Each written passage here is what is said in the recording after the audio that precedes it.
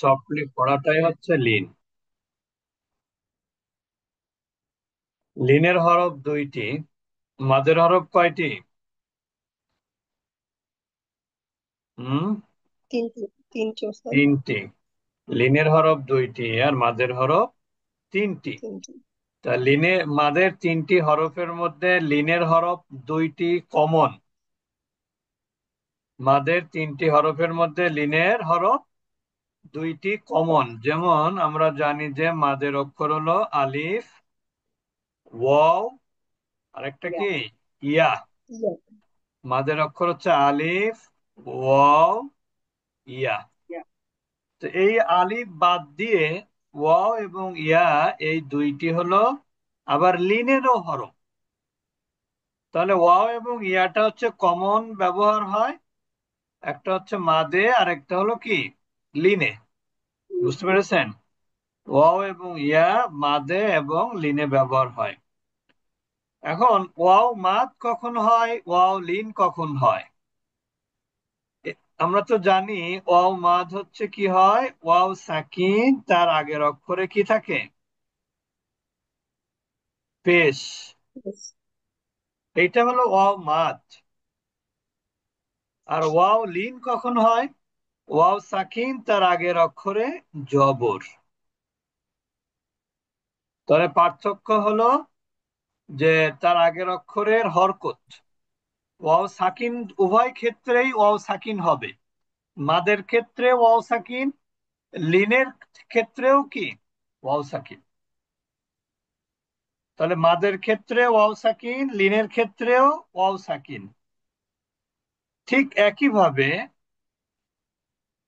আমরা যদি বলি, তাহলে যেমন আপনারা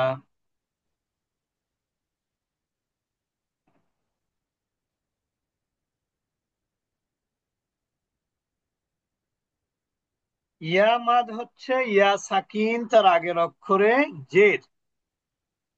ইয়া লিন হলো ইয়া সাকিন তার আগের অক্ষরে জবর। তাহলে ওয়াও মাদ কখন? ওয়াও সাকিন তার আগের অক্ষরে পেশ। আর ওয়াও লিন কখন? ওয়াও সাকিন তার আগের অক্ষরে জবর। সবাই বুঝেছেন? তাহলে ওয়াও সাকিন আগের অক্ষরে পেশ হলে যেমন ওয়াও মাদ, একইভাবে ওয়াও সাকিন তার আগের অক্ষরে জবর মানে পেশ হলে ওয়াও মাদ, ঠিক একইভাবে ওয়াও সাকিন তার আগের অক্ষরে জবর হলে ওয়াও লিন। তাহলে ওয়াও মাদ এবং ওয়াও লিনের মধ্যে পার্থক্য হলো উভয় ক্ষেত্রেই ওয়াও সাকিন হবে, কিন্তু তার আগের অক্ষরে কি হবে এইটার মধ্যে ভিন্নতা রয়েছে। ওয়াও সাকিন তার আগে পেশ হলে ওয়াও মাদ, আর ওয়াও সাকিন তার আগের অক্ষরে জবর হলে ওয়াও লিন। একইভাবে ইয়া সাকিন তার আগের অক্ষরে জের হলে ইয়া মাদ, আর ইয়া সাকিন তার আগের অক্ষরে জবর হলে ইয়া লিন। দ্বিতীয় পার্থক্য হলো ওয়াও মাদে মাদ আছে। ওয়াও মাদে কি আছে? মাদ আছে। ওয়াও লিনে কিন্তু মাদ নাই। ইয়া মাদে মাদ আছে কিন্তু ইয়া লিনে কি নাই? মাদ নাই। বেসিক্যালি মাদ নাই। আমার কথা সবাই বুঝেছেন? ওস্তাদ। তাহলে ওয়াও মাদ হচ্ছে ওয়াও সাকিন তার পূর্বের অক্ষরে পেশ। ওয়াও লিন হলো ওয়াও সাকিন তার পূর্বের অক্ষরে জবর। জবর। আর ইয়া মাদ হচ্ছে ইয়া সাকিন তার আগের অক্ষরে জের। আর ইয়া লিন হলো ইয়া সাকিন তার আগের অক্ষরে জবর। পার্থক্য হলো ওয়াও লিনে মাদ আছে, লিনে সরি ওয়াও মাদে মাদ আছে, ওয়াও লিনে মাদ নাই। ইয়া লিনে মাদ আছে, ইয়া লিনে মাদ নাই। এতটুকু পার্থক্য। প্রথমত এতটুকুই পার্থক্য। যেমন আমরা এখানে দেখব এখন, যেমন আও, আও, এটা ওয়াও লিন না ওয়াও মাদ? এটা ওয়াউলিন। ওয়াও লিন, কারণ হচ্ছে ওয়াও সাকিন তার আগের অক্ষরে কি আছে? জবর জবর আছে। আছে। এখানে কিন্তু কোনো মাদ হয় না, বরং এটা উচ্চারণটা একটু সফটলি উচ্চারণ করতে হয়। উচ্চারণটা কেমন হবে? সফটলি উচ্চারণ করতে হবে। মানুষ যেমন মানুষের সাথে কথা বললে সফটলি কথা বলা, ঠিক না? ঠিক এই ওয়াওলিন বা ইয়ালিনের আগে জবর থাকলে ওইভাবে সফটলি উচ্চারণ করতে হবে। আও স্বাভাবিক উচ্চারণ, লাও, ওয়ালাও, ফালাও, এগুলো সফটলি উচ্চারণ হবে।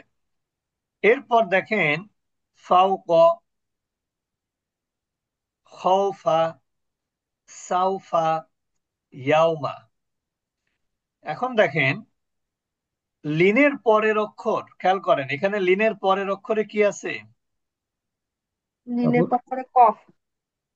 কফে জবর আছে, ঠিক না? কফে কফে জবর। লিনের পরের অক্ষরে কফে জবর আছে। তা আমরা আমরা ওয়াকফের নিয়ম আমরা ইনশাল্লাহ ভবিষ্যতে পড়াবো।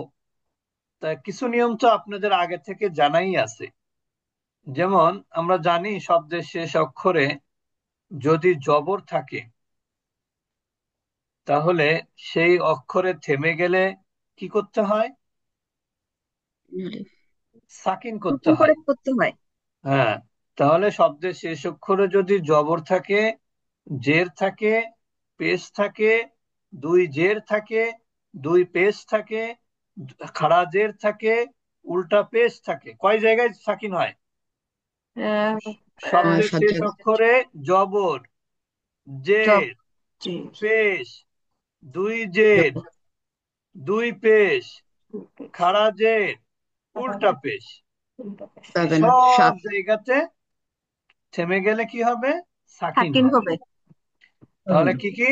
শব্দের শেষে যদি জবর থাকে তাহলে সাকিন থেমে গেলে, শব্দের শেষে যদি পেশ থাকে, সিঙ্গেল পেশ, সেখানেও সাকিন। শব্দের শেষে যদি দুই জের থাকে, সেখানেও থামলে সাকিন। শব্দের শেষে যদি দুই পেশ থাকে, সেখানেও থামলে সাকিন। তারপরে শব্দের শেষে যদি খাড়া জের, যেটাকে আমরা বলি ইয়া সগিরা, সেখানে জি। থামলেও কি? সাকিন।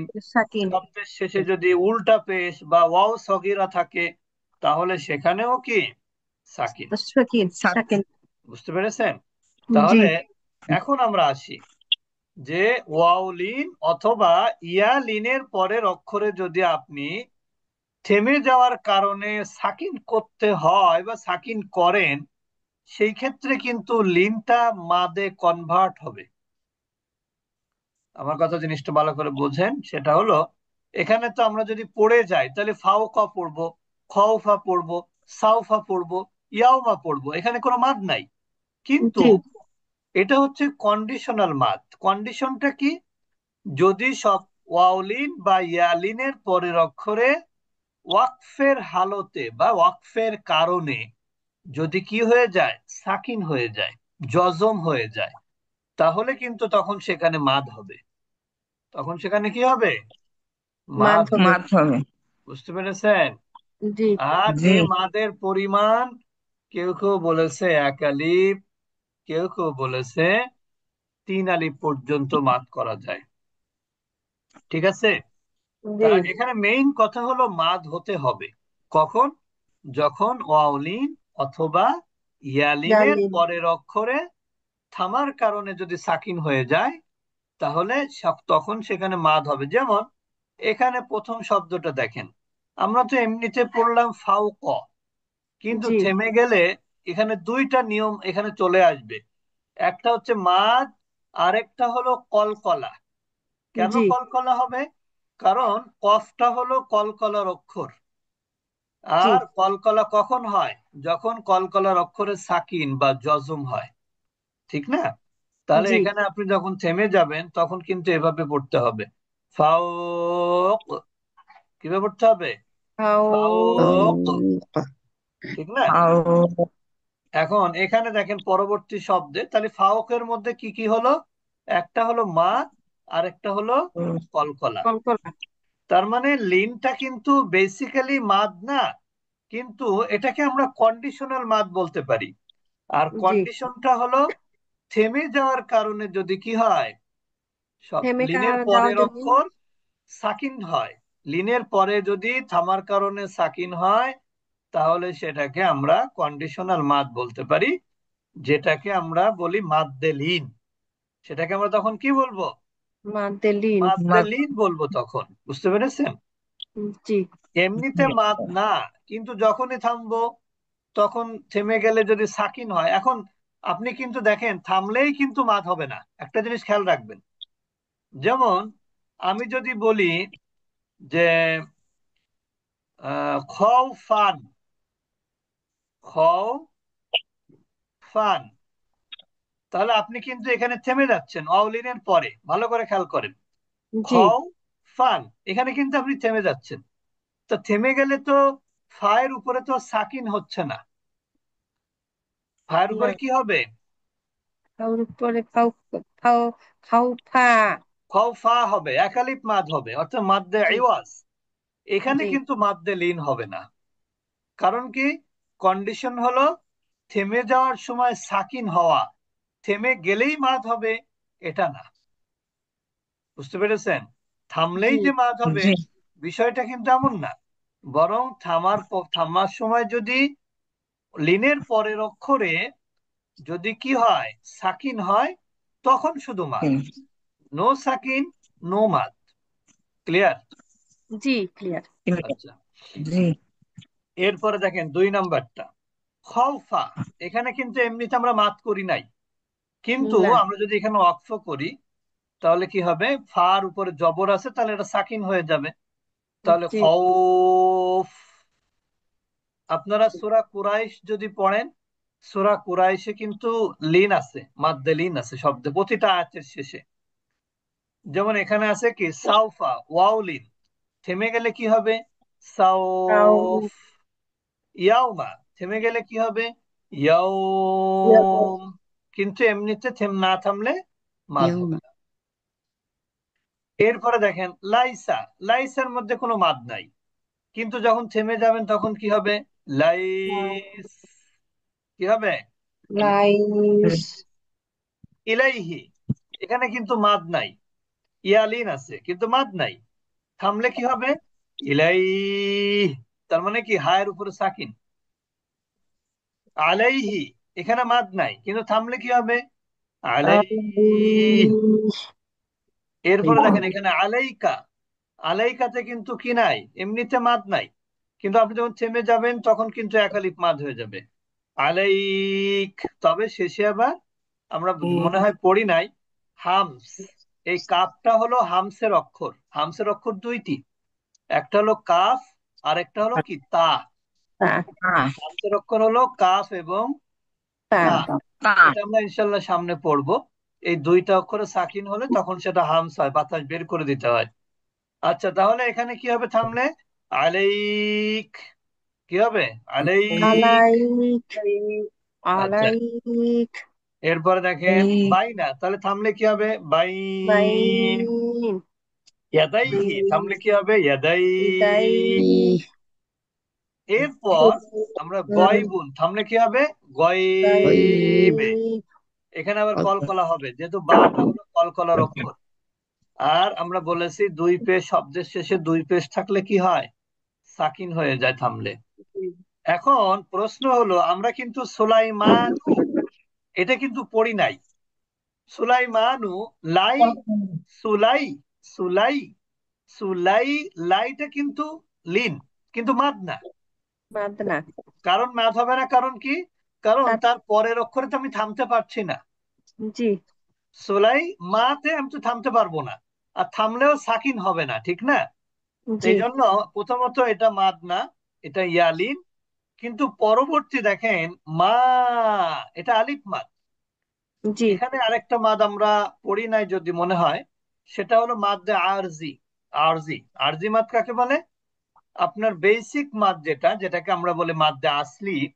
মাদ্দে আসলি হচ্ছে কি আলিফ মাদ, ওয়াও মাদ, ইয়া ইয়াউমাদ। মাদ, খাড়া খারা জবর, জবর। খারা খাড়া জের। জের, উল্টা একটা পেশ। পেশ।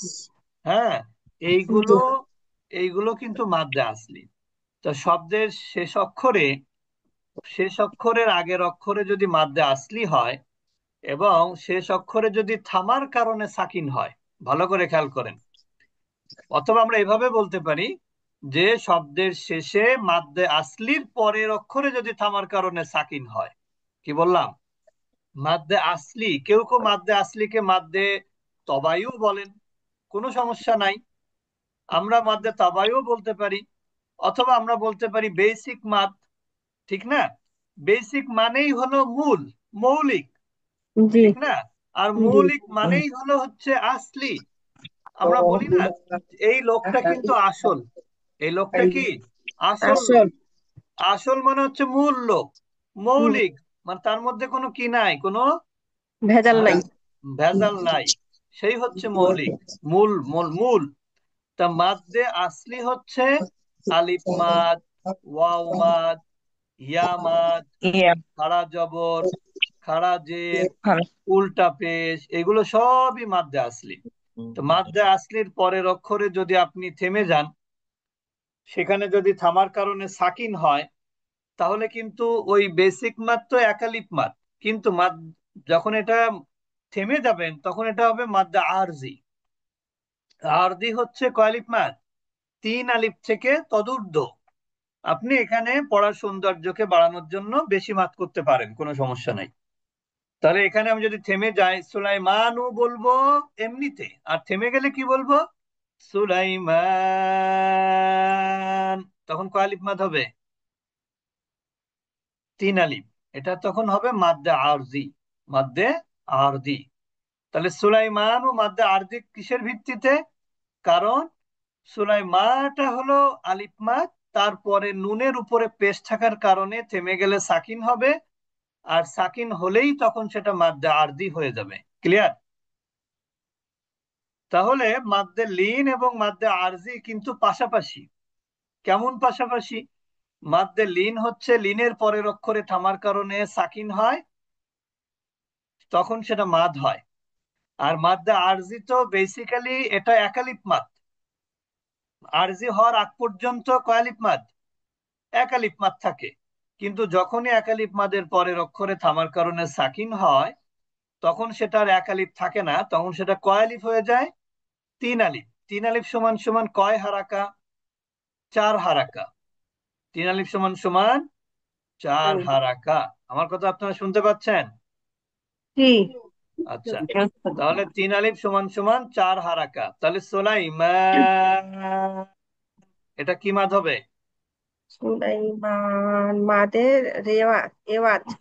মাদ্দে আরজি। কিভাবে মাদ্দে মাদে আরজি? আরজি, মাদে আরজি, মাদে মাদ্দে আরজি, আরজি। আপনার একটু মনোযোগী হন। এটা হল মাদ্দে আরজি। এটা হঠাৎ করে এখানে চলে আসছে, ভালো হলো। এরপরে দেখেন আমাদের কিছু কোরআনের সূরা কুরাইশে কিছু মাদ্দে লিন আছে। লিইলাফি কুরাইশ, এখানে দেখেন কুরাইশিন। আপনি যদি পড়ে যান সূরা কুরাইশটা যদি একদমে পড়েন, তাহলে কিন্তু মাদ্দে লিন থাকবে না। لإيلاف قريش إيلافهم رحلة الشتاء والصيف فليعبدوا, কোনো আয়াতের শেষে মাদ্দে লিন নাই। কিন্তু আপনি যদি প্রতিটা আয়াতের শেষে থেমে থেমে পড়েন, যেটা নিয়ম, প্রত্যেকটা আয়াতের শেষে থেমে থেমে পড়া হচ্ছে আল্লাহ রসুলের সুন্নাহ। বুঝতে পেরেছেন? আয়াতের শেষে কোনো কন্ডিশন ছাড়া থেমে থেমে পড়াটা হচ্ছে আল্লাহ রসুলের কি সুন্নাহ। আল্লাহ রসুল কি করতেন? প্রত্যেকটা আয়াত থেমে থেমে পড়তেন। যেমন আমরা ফুল স্টপ যেটাকে আমরা বলি, অথবা দাড়ি বলি বাংলায়, এগুলোর নিয়ম হচ্ছে থেমে থেমে পড়া।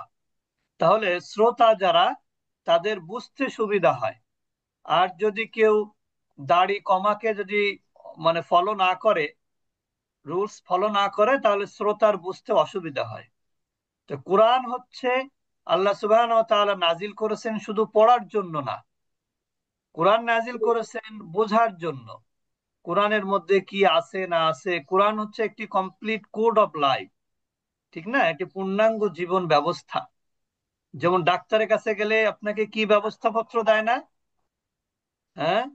ডাক্তারের কাছে যখন যান তখন কি একটা ব্যবস্থাপত্র দেয়, এবং সেটার আলোকে আপনি কিন্তু পরবর্তী জীবন পরিচালনা করেন। তো কোরআনও আল্লাহ তাআলা একটা আমাদের জন্য ব্যবস্থাপত্র দিয়েছেন।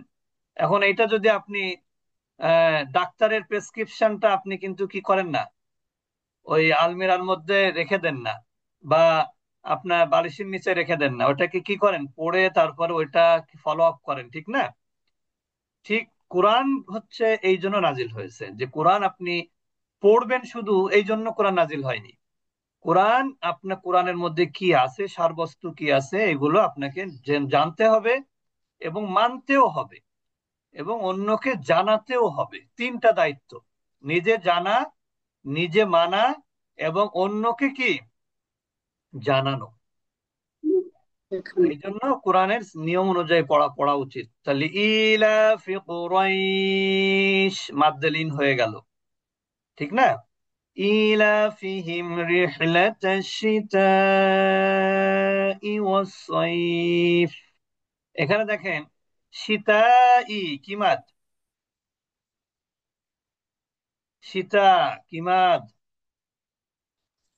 ওস্তাদ যে মধ্যে মুনতাসির। তাই মাদে মুত্তাসিল। মাদ্দে মুত্তাসিল। মুত্তাসিল বা অ্যাটাচ মাদ। কারণ কি, এখানে বেসিক মাদের সাথে হামজা আছে একই শব্দে। বেসিক মাদের সাথে একই শব্দে কি আছে? হামজা আছে। আছে। এই গোল জন্য হামজা এটা আছে। মাদ্দে মুত্তাসিল বা আপনার অ্যাটাচ মাদ যেটাকে আমরা বলি। فليعبدوا رب هذا البيت। এই যে বাইত, এটা কি মাধ্যমে থেমে গেলে? মাত্তালিন। আরজি আরজি মধ্যে আছে। নাউজুবিল্লাহি মিন জালিক। কিভাবে মাদ্দা আরজি হয়? মাদ্দা আরজি হলে তো বেসিক মাদ হতে হয়, এখানে তো বেসিক মাদ নাই। মাদে লিন। ও মাদে লিন। Sorry sorry. মধ্যে এটা হচ্ছে মাদ্দেলিন। কারণ এখানে কোনো আয়াতের শেষে বেসিক মাদ নাই, সবগুলোর শেষে হলো লিন আছে, লিন। সবগুলোর শেষে কি আছে? লিন। লিন। তাহলে এটা হবে মাদ্দেলিন। কি হবে? মাদে থেমে লিন। গেলে যদি সাকিন হয় তাহলে সেটা হবে মাদ্দেলিন। এখানে মাদ্দা আরজির কোনো অস্তিত্ব নাই। যালিকাল কিতাবু লা রাইব। এখানে লা রাইব, এখানে কি কি নিয়ম আছে? লা রাইবে, এটা লিন, মাদে লিন এবং বা কলকলা। আচ্ছা, মাদ্দেলিন, ইয়ালিনের পরের অক্ষরে বাতে থামার কারণে মাদ্দেলিন হয়ে গেল।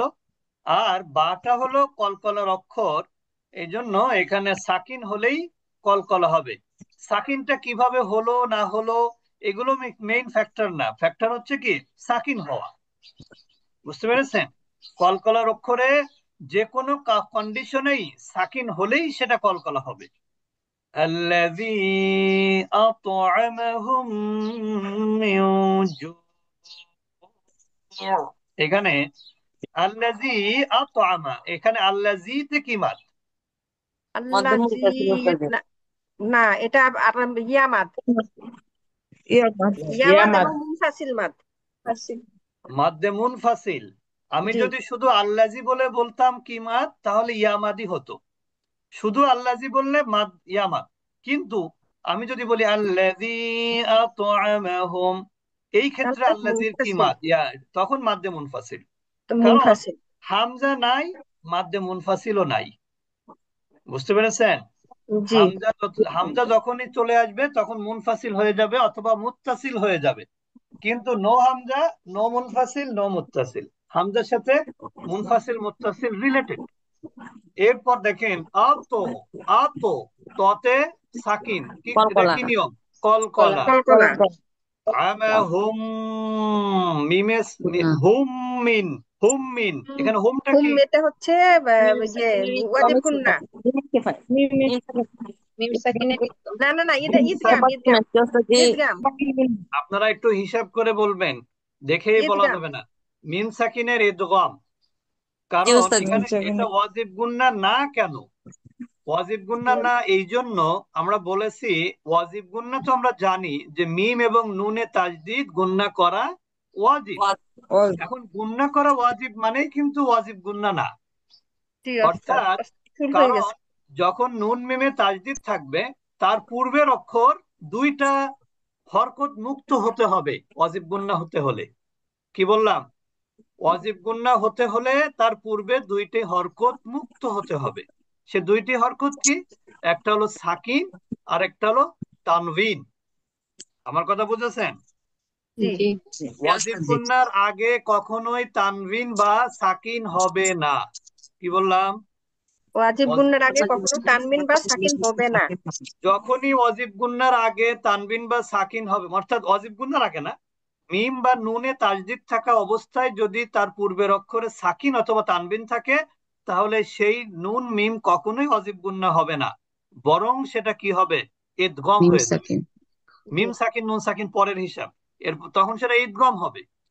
এরপরে প্রশ্ন হলো, এটা কোন প্রকারের ইদগাম? যদি এটা তার হচ্ছে পূর্বের অক্ষরে মিম সাকিন হয় তাহলে মিম সাকিনের ইদগম, আর যদি তার পূর্বে যদি নুন সাকিন অথবা তানভিন হয় তাহলে সেটা নুন সাকিনের ইদগম। জি বুঝেছেন সবাই? জি আচ্ছা, এরপরে দেখেন মিউ জু, এখানে মিউ এটা কি গুণনা? ইকফা। ইকফা গুণনা, এটা হলো ইকফা গুণনা। জু ইন, বহুমাত জু ওয়াও হচ্ছে মাদ, বেসিক মাদ। ওয়াও মাদ। ওয়াও মাদ। আচ্ছা, এরপর আমি যদি এভাবে বলি মিউ জু, মধ্যে মাদ্দা লিন। আরজুলি সুকুন। লিন কিভাবে বললেন আপনারা? মাদ্দে এখানে আরজি। না, মাদ্দা মাদ্দে আরজি, আরজি। এটা তো লিন হতে হলে তো ওয়াও মাদের পূর্বের ওয়াও সাকিনের পূর্বে জবর হতে হয়, ঠিক না?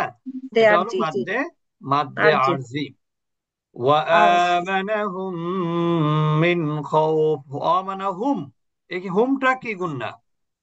মিম ওয়া সাকিনের মানাহুম ইদগাম। ইদগম। এটা ইদগাম। মিম সাকিনের ইদগাম। ইদগম। মিন খাউফ, মিনটা কি নুন কি গুণ, মানে কোন মি নিয়ম? ইজহার। মিম ইজহার ইজহার। এটা হলো নুন সাকিনের ইজহার। ইজহার। খৌফিন যদি বলি তাহলে তো এখানে কোনো মাদি হবে না। হুম, যদি খৌফ বলি তাহলে সেটা কি মাদ হবে? মাদ্দে লিন। আরজি। আবার আরজি মাদ্দে বলেন, লিন। এখানে মাদ্দে লিন। মাদে লিন। মাতলি। লিন হচ্ছে, লিনের পরে থামলে হচ্ছে মাদ্দে লিন, আর আরজির পরে বেসিক মাদের পরে থামলে হলো মাদ্দে আরজি। বুঝতে পেরেছেন? জি। বেসিক মাদের পরে থামলে কি হবে, মাদ্দে আরজি হবে। আচ্ছা, তারপরে দেখেন আরো আইতাল্লাযী ইউকাযযিবু বিদ্দীন, রাআইতা, রাআইতার মধ্যে কি নিয়ম আছে? একটা হচ্ছে রটা ইয়ালিন। মোটা হবে। ইয়ালিন। ইয়ালিন, আর রটা মোটা হবে, ইয়ালিন। এটা আমরা এখনো পড়ি নাই।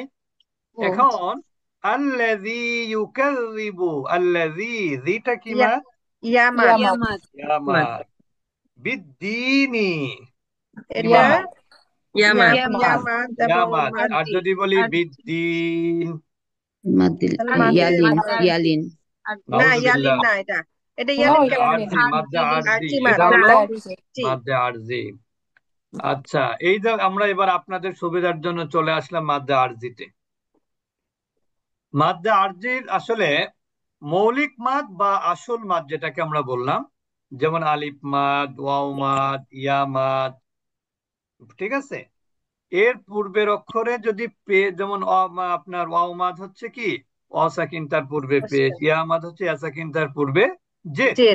এর পরে যদি আপনি থেমে যান এবং থেমে যাওয়ার কারণে যদি কি হয়, ওয়াকফের কারণে যদি সাকিন হয়, তাহলে সেটা মাদ্দে আরজি। যেমন মাদে মাদ জি। ইয়াউদু, ইয়াউদু, এখানে থামলে কিন্তু একদিকে মাদ্দে আরজি হবে, অপর দিকে এটা হবে কলকলা, ঠিক না? জি। ইয়াউদ, কি হবে? ইয়াউদ। ইয়াউদে। এরপর দেখেন ইয়াইশু, থামলে কি হবে? ইয়াইশ। ইয়াইশ। অর্থাৎ এখানে কন্ডিশন হলো থামা। এখানে মাদ্দে আরজি হতে হলে থামার কারণে সাকিন হতে হবে, থামার কারণে সাকিন সাকিন হতে দিতে হবে। হবে। যেমন দেখেন فبأي آلاء ربكما تكذبان, এইখানে দেখেন আলাই, এটা তো সবাই জানেন যে এটা মধ্যে মুত্তাসিল। জি। রব্বিকুমা, এখানে আলিফ মাদ, তুকাজ্জিবানি, তুকাজ্জিবানি, এখানে বানি বললে তখন হবে কি মাদ্দে আসলি হবে, মাদ্দে আসলি, মাদ্দে আসলে। আলিফ মাদ। কিন্তু আপনি যদি এখানে থেমে যান, তুকাজ্জিবান, তখন কিন্তু মাদ্দে আরজি। তার কারণ হলো আলিফ মাদের পরের অক্ষরে থামলে সাকিন হয়ে যাচ্ছে। বুঝতে পেরেছেন? জি। فذلك الذي يدع اليتيم, মাদে ইয়াতিম, ইয়াতিম মাদে কিন্তু মাদ্দে আরজি। এতিফ মাদে কি? আরজি। মাদে মাদ্দে আরজি। আরজি। الذين هم يراءون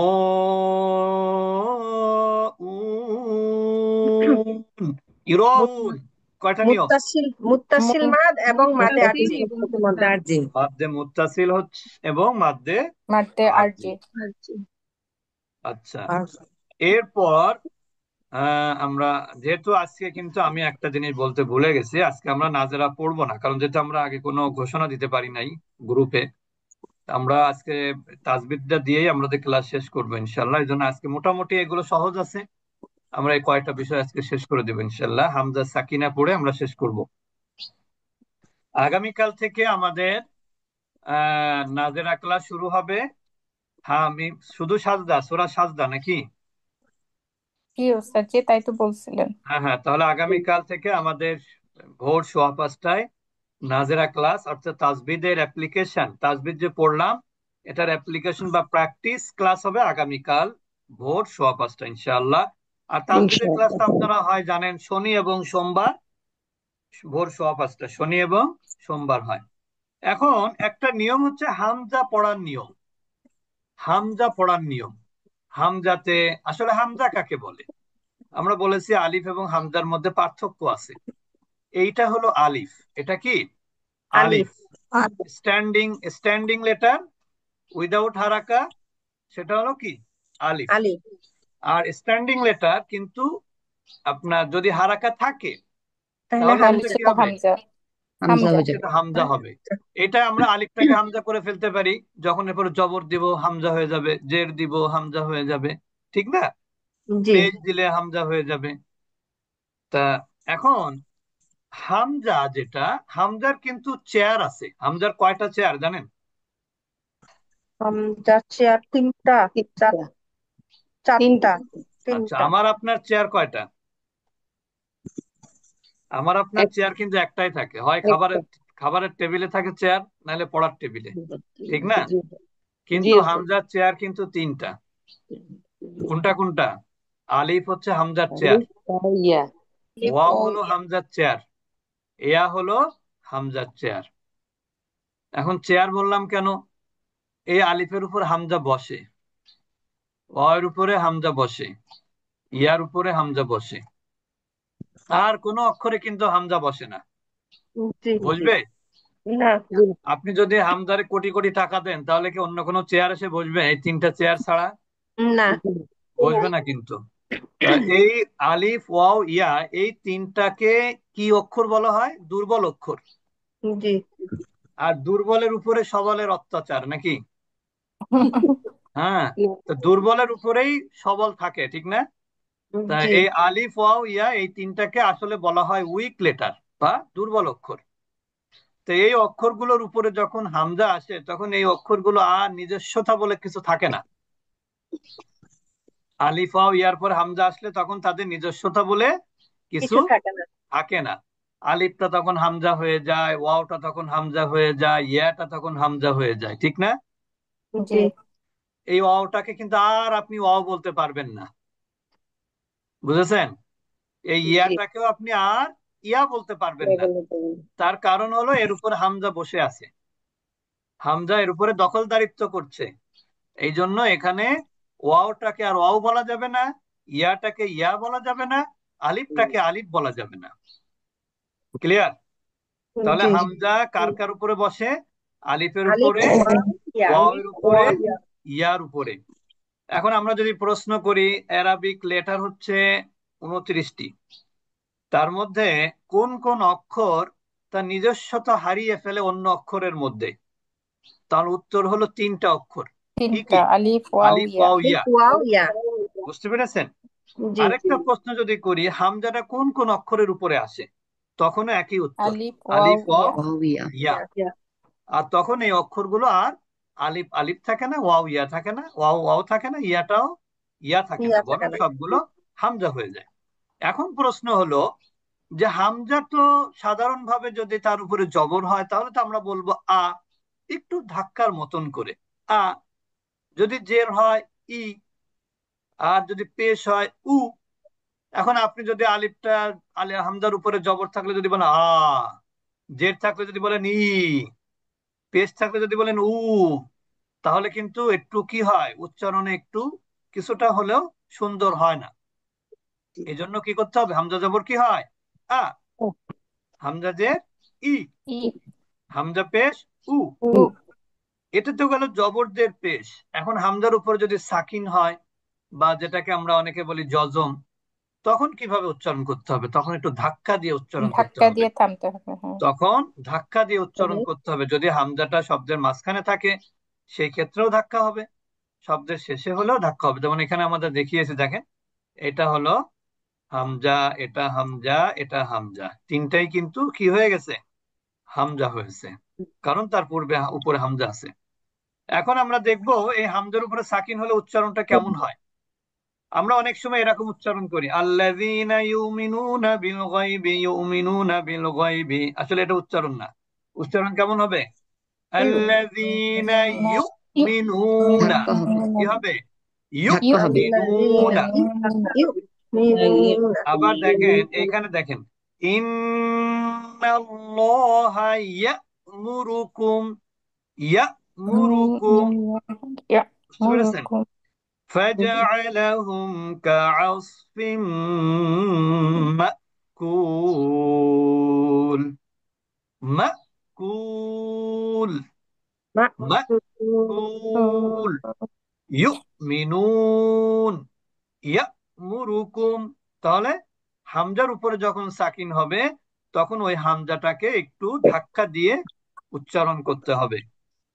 তাহলে আমরা হামজার নিয়মটা কি জানলাম, যে হামজাটা তিনটা অক্ষরের উপরে আসে, আলিফ ও ইয়া। এই তিনটে অক্ষরের উপরে যখন হামজা আসে তখন সেই অক্ষরগুলো নিজস্বতা হারিয়ে হামজা হয়ে হামজাতে যায়। কনভার্ট হয়ে যায়, তখন হামজার উচ্চারণ করতে হয়। আর হামজার উপরে জবরজের পেশ হলে একটু ভিন্নভাবে উচ্চারণ করতে হয়, অর্থাৎ কিছুটা ধাক্কার মতন। আর যখন এটার উপরে সাকিন চলে আসে তখন একবারে পুরাপুরি ধাক্কা ধাক্কা দিয়ে দিয়ে। উচ্চারণ করতে হয়। আল্লাযীনা ইউমিনুনা, ইউমিনুনা, ইন্নাল্লাহা ইয়া'মুরুকুম, ইয়া, এরকম।